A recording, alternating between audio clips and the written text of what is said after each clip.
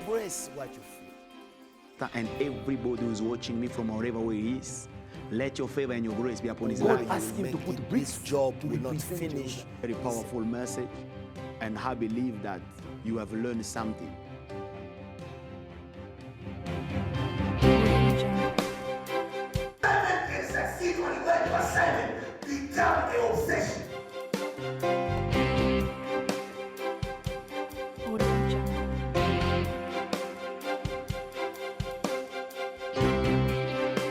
Bonjour, je m'appelle Bibi Ezekiel, General Overseer of Shekinah Ministry International. Je serai en train de te parler aujourd'hui sur un sujet vraiment important qui permettra de garantir ta marche chrétienne. Vous savez, marcher avec Dieu, ce n'est pas seulement par rapport au début, c'est aussi par rapport à la fin. Beaucoup ont bien commencé, peu sont ceux-là qui ont bien fini. Alors le problème dans la vie n'est pas seulement de commencer, mais le problème c'est aussi d'être capable de finir. Alors je serai en train de te parler aujourd'hui sur un sujet important qui te permettra de grandir et d'affermir ta marche avec le Seigneur. Accepte de tout perdre, mais pas ta relation avec Dieu. Accepte que les gens t'abandonnent, accepte que les gens ne te comprennent pas, mais ne permets pas que tu laisses le Dieu qui t'a appelé, les dieux de ton salut, les dieux de ta jeunesse, les dieux des cieux, les dieux bons et les dieux redoutables. Je parlerai sur un thème intitulé « Vaincre la faiblesse personnelle ». Ça est le sujet que nous allons partager ensemble, nous allons comprendre. Quand nous prenons la Bible dans le psaume 71, le verset 9, la Bible déclare « Ne m'abandonne pas dans ma vieillesse ». Ça, c'est Paul, et ça, c'est David qui est en train de faire. Nous allons lire ce passage. Je préfère qu'on le lise. Psaume 71.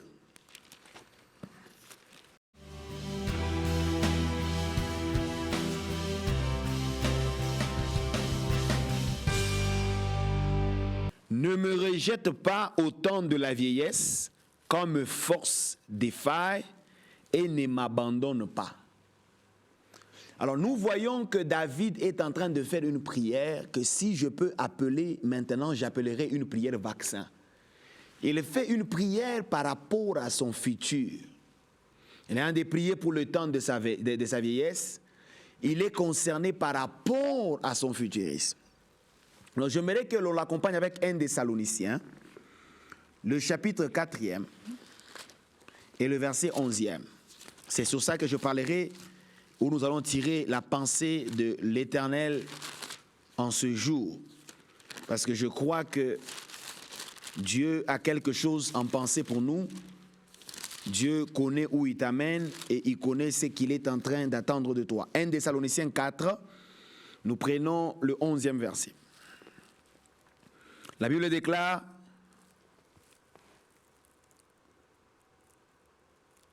à mettre votre bonheur à vivre en paix à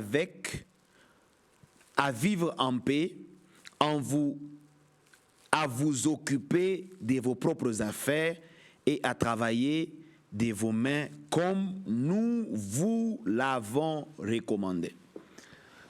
Alors,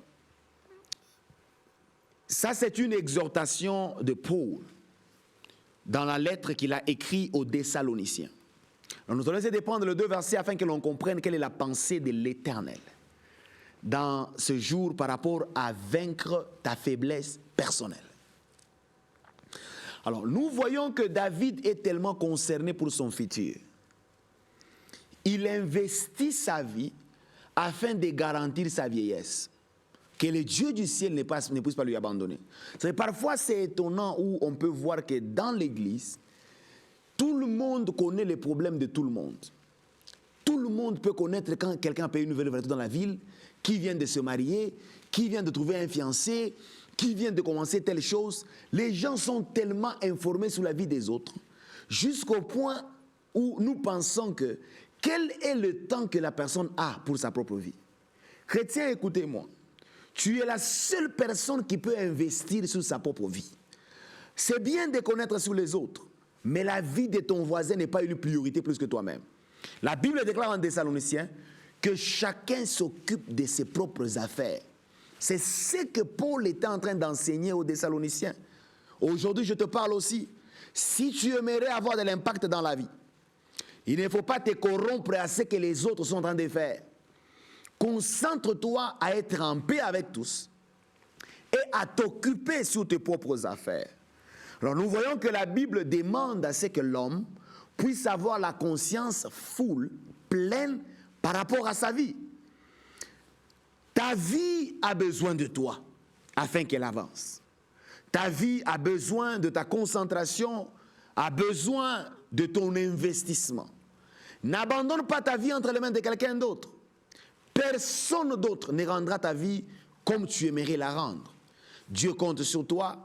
Voilà pourquoi ça, c'est une saison de responsabilité. Alors, nous allons parler sur vaincre la faiblesse personnelle. Ça, c'est un sujet qui se parle souvent très bas, mais pendant que c'est une réalité qui détruit la plupart des personnes dans leur relation avec Dieu. La Bible déclare, tous ont péché, tous sont privés de la gloire de Dieu. Alors si tu lis ta Bible, tu comprends que selon Dieu, dans tous, il y a tous. Chaque personne sur la terre a une certaine faiblesse. Quoi que soit le nom qu'il aimerait donner à cette faiblesse-là, c'est une faiblesse. La chose que tu dois connaître, c'est que la personne qui est à ta droite, la personne qui est à ta gauche, la personne que tu vois devant, que tu vois derrière, partout, chaque personne a une faiblesse. Le problème n'est pas la faiblesse.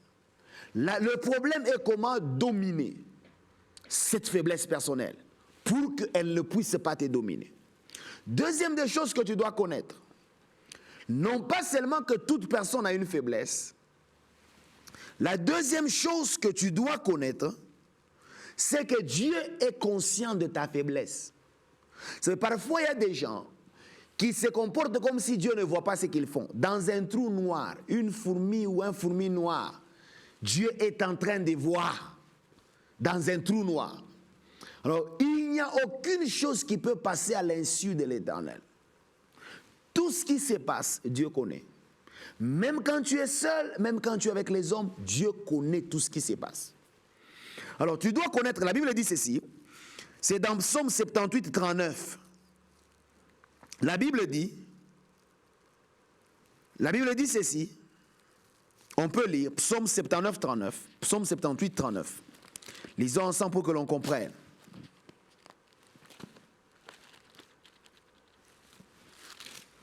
Psaume 78, 39. La Bible dit ceci. Mais lui qui est compatissant faisait l'expiation de la faute et ne détruisait pas. Il multipliait les occasions de revenir sa colère et n'envahissait pas toute sa fureur. Comprenez-moi, le français dans des parties. Alors, nous allons essayer de parler sur le deuxième point que Dieu connaît ta faiblesse. On peut aussi prendre Psaume 103 pour appuyer cela, le verset 14e. 103, le verset 14e, la Bible dit « Car il sait de quoi nous sommes formés, il se souvient que nous sommes poussière. » Alors, quand nous lisons la Bible nous prouve que Dieu connaît nos faiblesses. Dieu connaît que nous sommes poussière. Dieu connaît que la chair est faible. Alors, le problème de Dieu, ce n'est pas cette faiblesse. Mais le problème de Dieu, c'est comment la personne se comporte à l'égard de la faiblesse. Entre celui qui est tombé et celui qui n'est jamais tombé, le plus fort, c'est celui qui s'est relevé. Alors, chrétien, écoutez-moi. Ce que Dieu attend de toi, ce n'est pas seulement connaître ta faiblesse. C'est aussi comment vaincre cette faiblesse pour accomplir le travail que Dieu t'appelle. Troisième chose que tu dois connaître, c'est que toute personne autour de toi a aussi une faiblesse. Alors tu peux l'appuyer. Il y a tellement beaucoup de versets qui nous prouvent que les gens autour de nous ont différentes faiblesses. Le fait de ne pas croire ou de ne pas accepter que les gens autour ont une faiblesse, tu seras déçu à tout moment. Parce que les comportements que les gens seront en train d'afficher à ton égard, quand tu découvres la faiblesse dans quelqu'un que tu as décidé de faire confiance, ça peut détruire ta marche avec Dieu. Alors que ta pensée soit déjà mise sous le point que tu saches que toute personne, même celui que tu as décidé à faire confiance, a une faiblesse quelconque. Alors cette faiblesse-là, ne pas la reconnaître peut détruire ta vie et détruire ton avenir. Alors une des choses, la quatrième que tu aimerais connaître, que j'aimerais que tu connaisses, c'est que toute faiblesse est une porte d'entrée que le diable utilisera pour détruire ta vie. Alors, maintenant, la Bible déclare, on parle de Judas. La Bible dit ceci. Jean 13, 26. Lisons ensemble. Je me rappelle un jour, j'étais en train de prêcher quelque part. Un monsieur m'a dit non, ce n'est pas dans la Bible. Ce n'est pas dans la Bible. Lisons, ce n'est pas dans la Bible. Alors, il fallait que je rentre à la Bible. C'est toujours mieux qu'on se réfère à la Bible. Mais parfois, je pose la question si ton nom est écrit dans la Bible. Jean 13, 26. La Bible dit, Jésus lui répondit, celui pour qui je tremperai le morceau et à qui je le donnerai, il trempera le morceau, et il trempa le morceau et le donna à Judas, fils de Simon l'Iscariote. Le diable a utilisé la cupidité de Judas afin de vendre Jésus. Donc pendant que Jésus passait le temps avec Judas, Judas voyait une marchandise qui devait lui faire l'argent. Alors, le diable utilisera toujours ta faiblesse afin qu'il puisse détruire ton futur. Alors, n'accepte pas que ton futur soit détruit à cause d'une faiblesse que tu refuses d'abandonner ou que tu refuses de vaincre. Cinquième chose que tu dois connaître, c'est que le monde des ténèbres va toujours mandater quelqu'un afin de grandir ta faiblesse. Voilà pourquoi le monde dit qu'il se ressemble, s'assemble. Le monde des ténèbres enverra toujours une Delilah afin que cette faiblesse-là soit toujours affermie dans ta vie. Alors c'est dans ta responsabilité. Quand tu lis le livre des Juges 4, le livre des Juges 16, 4 à 5, l'on est en train de parler de Delilah. Chrétiens, écoutez-moi. Il y a des gens dans la vie, quand ils viennent te convaincre que ce que tu fais mal n'est pas mal, tu es humain. Chrétien, le problème n'est pas ce que tu as fait. Le problème, c'est de demeurer dans ce qui se passe. Toute personne qui aimerait aller loin doit discerner les gens qui sont autour de lui. Est-ce qu'ils grandissent la faiblesse dans sa vie ou ils sont en train de lui donner la force de dominer et de vaincre cette faiblesse? Ah, ça c'est un message de responsabilité. Vivre avec Dieu, marcher avec lui, ce n'est pas une chose que tu dois être poussé par les gens. L'Esprit du Seigneur en nous doit nous convaincre. La Bible dit quand l'Esprit viendra, il vous convaincra. Ce qui concerne le jugement, le péché, la justice. Quand le Saint-Esprit vient, il nous convainc. Donc la conviction vient de l'Esprit. Voilà pourquoi parfois, je parlais à quelqu'un, j'ai dit, il ne m'a pas donné comme travail de convaincre les gens. Jésus lui-même qui était là, il a prêché pendant tout son parcours ministériel. Tout le monde n'a pas cru en lui. Seulement toi, en mettant ton nom. Tout le monde ne te croira pas. Mais c'est ta responsabilité de choisir qui sont les gens que tu acceptes autour de toi. Est-ce qu'ils grandissent ta faiblesse ou ils te donnent la force de dominer cette faiblesse? Sixième chose, le sixième point. Ta faiblesse va toujours approcher, ta faiblesse va toujours chercher, embrasser, s'attacher aux gens qui ont les mêmes faiblesses que toi. Voilà pourquoi les fumeurs se mettent entre eux, les impudiques entre eux, les voleurs entre eux, il y a une association des voleurs, les sorciers entre eux. Alors nous comprenons que la faiblesse qui est dans quelqu'un essaye d'attirer les gens de la même nature, afin que la personne produise les gens que comme il est. Ce n'est pas mauvais dans la vie d'avoir quelqu'un qui te fait une reproche. Voilà pourquoi la personne qui te reproche, c'est une personne qui t'aime. Quand il te reproche, pas pour te condamner, mais quand il t'aide, afin que tu abandonnes ce qui est plus fort, ce qui semble gérer un certain rythme. Septième des choses, tu dois connaître que ta faiblesse va toujours te séparer des bonnes personnes. Quand Adam a péché dans les jardins d'Éden, il est allé se cacher. Quand Dieu l'a cherché, il a dit, Adam, où tu es? Il a dit, je me cache. Chrétiens, écoutez-moi. Ça, c'est souvent les gens qui ont des yeux spirituels ouverts. Ils comprennent que certaines relations se brisent quand certains principes de Dieu ne sont plus respectés. Chaque fois qu'un péché entre dans la vie de quelqu'un, le diable va l'utiliser pour te séparer des gens bons qui sont été appelés par Dieu afin de promouvoir ton appel ou de promouvoir ta mission ou de t'amener à réaliser certaines choses. Écoute-moi, toute personne sur la terre a besoin de quelqu'un. Personne ne réussira par lui-même. On a tous besoin de quelqu'un. Alors, chaque fois que ta faiblesse se manifeste, elle a tendance à te séparer des personnes que Dieu t'a données pour une mission précise dans ta vie. Voilà pourquoi tue ta faiblesse avant qu'elle te tue. Domine-la avant qu'elle te domine. Voilà pourquoi l'homme prudent voit le mal de loin et se cache. David entre en prière. Il commence à prier, il dit, Père, ne m'abandonne pas, même dans ma vieillesse. Quand mes forces ne sont pas capables, ne m'abandonne pas. Je prie pour toi, que le Dieu du ciel te rende fort, afin que les faiblesses des familles, que ta faiblesse personnelle ne domine pas ta vie. Que ta faiblesse personnelle ne tue pas ton futur. Que ta faiblesse personnelle ne puisse pas saboter ton avenir. Huitième chose, ta faiblesse peut grandir à n'importe quel moment. Ça peut grandir dans la vieillesse, ça peut grandir dans la jeunesse. Alors tu dois l'observer tous les jours de ta vie. Ce que tu échoues de vaincre dans ton bas âge, tu ne vaincras jamais quand tu deviens adulte ou quand tu vieillis.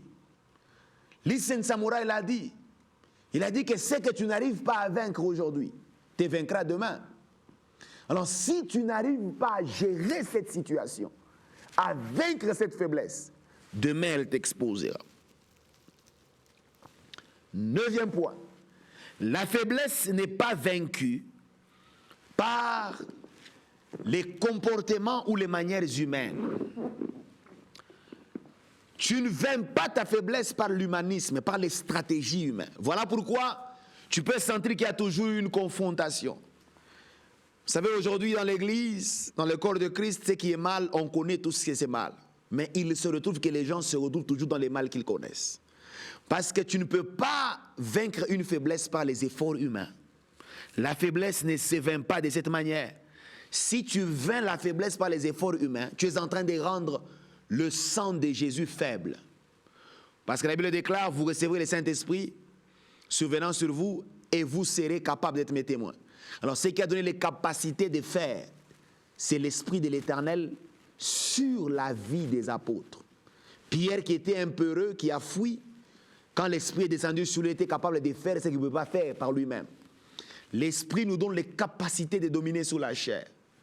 L'Esprit nous donne les capacités de vaincre ce qu'on n'a pas su vaincre par nous-mêmes. Alors, tu ne vains pas parce que tu décides de vaincre, mais tu pries devant l'Éternel pour que Dieu donne la force de vaincre. Voilà pourquoi on doit bien comprendre le message de la grâce. La plupart des gens, en parlant de la grâce, ils pensent que la grâce signifie que le péché n'est plus péché. Chrétiens, écoutez-moi, la grâce ne signifie pas cela. Le péché reste péché. Mais la grâce signifie croire que ta faiblesse, ton péché, ton problème là, Dieu peut te secourir et t'aider, te donner la force de traverser cela. Je vais te donner certaines clés de sagesse qui va te permettre chaque fois dans ta vie de te maintenir et de toujours vaincre la faiblesse qui cherche à monter dans ta vie. La première des choses que tu dois connaître, que tout ce que tu échoues de détruire aujourd'hui, te détruira demain. Alors maintenant, à partir de maintenant, par tous les moyens, jeûne, prie, que Dieu te délivre de cette chose. Il y a des gens qui ont perdu des mariages à cause de la faiblesse de la colère.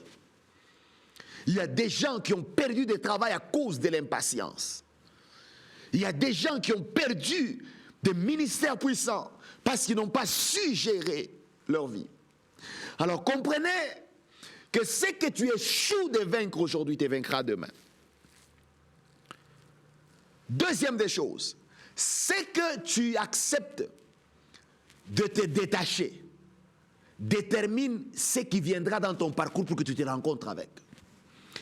Il fallait que cette femme de Ruth puisse accepter d'aller loin de Moab afin qu'il soit capable de rencontrer Boaz. Aussi longtemps que tu t'attaches à ce que tu t'attaches, il te sera difficile que tu vois ce que Dieu a en main pour toi. Un verre rempli ne peut plus recevoir quelque chose d'autre jusqu'à ce qu'il soit vidé. Écoute-moi très bien, partout où tu es, il y a un Dieu au ciel, un Dieu qui te connaît. Fais confiance en ton Dieu. La Bible déclare, fais de l'Éternel tes délices, il donnera ce que ton cœur désire. Dieu connaît les besoins de ta vie. Dieu connaît ce que tu cherches. Troisième des choses que tu dois connaître, toute personne peut échouer, un grand ou un petit. Toute personne peut échouer. Mais le problème dans la vie n'est pas échouer. Le grand, c'est celui, après avoir échoué, il se relève, il prie et il avance. Un jour, j'étais en train de regarder à la télé, je pense que ça doit être un catch américain, les gens sont en train de se battre dans le ring. On a montré un des acteurs qui est tellement connu, John Cena. Il dit, ce n'est pas que je ne suis jamais tombé. Ce n'est pas qu'on ne m'a jamais blessé. On m'a même brisé les os. Mais seulement que chaque fois que j'étais sous le sol, je me décidais de me tenir debout. Voilà pourquoi Dieu a dit à Josué, lève-toi, car c'est toi qui feras entrer ce peuple. Les petits, ce sont des gens qui acceptent après avoir tombé ou après avoir échoué, ils restent par terre. Mais les grands, ce sont des gens qui reconnaissent que malgré qu'il m'est arrivé d'échouer une fois, ça ne signifie pas que j'échouerai toute ma vie. Ma vie ne finit pas ici. Il y a un Dieu qui me donnera la force pour que je me relève. Lève-toi. Que ces erreurs de ta vie ne puissent pas te disqualifier. Dieu ne t'a pas abandonné. La Bible déclare, je serai avec toi jusqu'à la fin du monde. Dieu est encore avec toi. Dieu a encore un plan avec toi. Alors de partout où tu es, accepte de te lever et de continuer à vaincre. Quatrième des choses, arrête de voir où tu étais, mais commence à voir où tu vas. Beaucoup de gens échouent d'accomplir des choses avec Dieu parce qu'ils ont toujours la référence du passé dans leur tête. Et le diable utilise beaucoup le passé afin de détruire beaucoup de futurs. L'homme, sa pensée est divisée en deux. Il y a ce qu'on appelle la mémoire et ce qu'on appelle l'imagination. La mémoire est en train de rebobiner les choses que tu as vécues. Mais ton imagination est en train de voir ton futur, ce que Dieu dit que tu es. Voilà pourquoi quand Dieu parle, il parle à Abraham, je te rendrai grand. Il met au futur. Parce qu'avec Dieu, le futur est toujours meilleur que le passé. Alors tu dois connaître une chose. Chaque fois que tu seras en train de te plaindre de là où tu as été, tu n'arriveras jamais où tu vas. Ta vie est plus meilleure demain. Ta vie, la Bible dit, je connais les plans que j'ai formés sur toi. Ce qui est passé est passé. Regarde où tu vas, ne regarde pas où tu étais. Regarde où tu vas, ne regarde pas où tu étais. Alors la cinquième des choses, tu ne peux jamais vaincre ce que tu n'as pas la volonté d'abandonner ou de confronter. Alors la chose que tu peux changer, ce n'est que ce que tu as la volonté de confronter. Ne fuis pas la vérité. Laisse-la au devant de toi. Prie. Confronte ce qu'il faut confronter. Caille ta vie toi-même. Parce que ta vie, tu es le plus grand perdant de ta vie ou le plus grand gagnant. La sixième des choses. La fin, c'est la place de la naissance des solutions. Chaque fois que quelqu'un a faim de quelque chose, chaque fois que quelqu'un brûle d'envie d'une chose, ça nous prouve que Dieu lui a appelé à cette chose. Voilà pourquoi peut-être là où tu es intéressé au prophétique. Chaque fois que tu montreras le besoin devant Dieu, c'est une preuve que tu as les capacités d'en sortir. La 7e des choses par laquelle je veux clôturer, c'est que tu dois connaître que le fait que tu te bats avec toi-même, à chaque fois que tu peux commettre une erreur, c'est une preuve que tu n'as pas encore été vaincu. Alors tu es un champion. Partout où tu es, lève-toi, marche, lève-toi, accomplis ta vie, lève-toi, vainc cette faiblesse. Au nom de Jésus, Dieu a besoin de toi. Dieu te connaît, il t'a appelé, il ne t'abandonnera jamais. Laisse-moi prier pour toi.